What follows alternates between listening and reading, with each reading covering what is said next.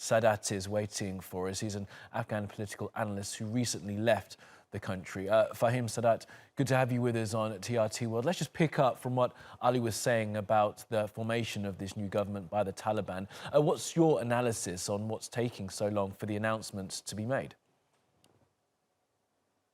I think the Taliban are in a delicate situation and they are taking every step very carefully.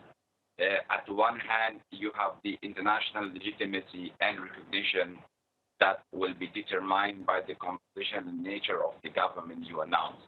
At the other side, there are the Afghans who are having expectations and are waiting to the same composition and nature of the government. That's how it's going to be.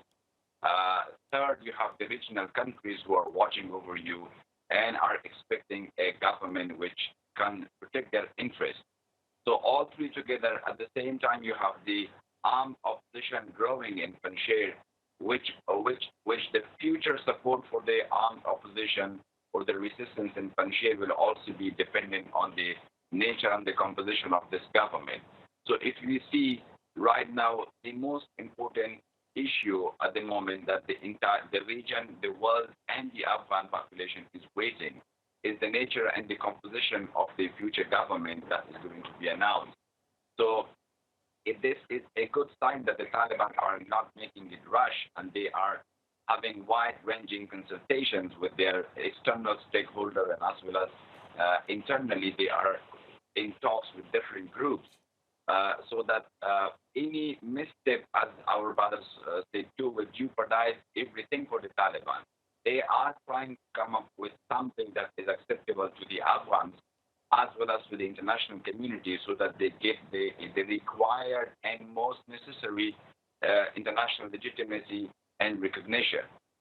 Okay, Fahim, you've obviously left the country, as was said, you are in Cadiz, but I do wonder, from those you've been able to speak to back home, what are they saying life is like currently in Afghanistan, nearly 3 weeks after the Taliban took Kabul? Well, for ordinary people, life seems fine. There is a relative security, and for some segments of the society, it's already a welcome note. Because there is this shift now, there's less chaos, and as well as there's hardly any explosion or detonation happening at large scales, which was something very, very routine in Kabul. So the people are slowly getting back to the normal life. But at the same time, people are fed up with the banks. The banks are not opening. People are cashless. They need money. Also, the humanitarian situation in Kabul does not seem very promising because with every day passing, the humanitarian situation is getting bad. There are still IDPs who have not been to their provinces yet, and they are still in Kabul. And those people need coverage, which I don't think at the moment there is anything at the hands of the Taliban. So from the security perspective, things are getting better, but from the economic and humanitarian perspective, with every day passing, things are getting tense. Absolutely. Okay, Fahim Sadat in Cadiz, Spain. Do appreciate your analysis. Thank you for being with us.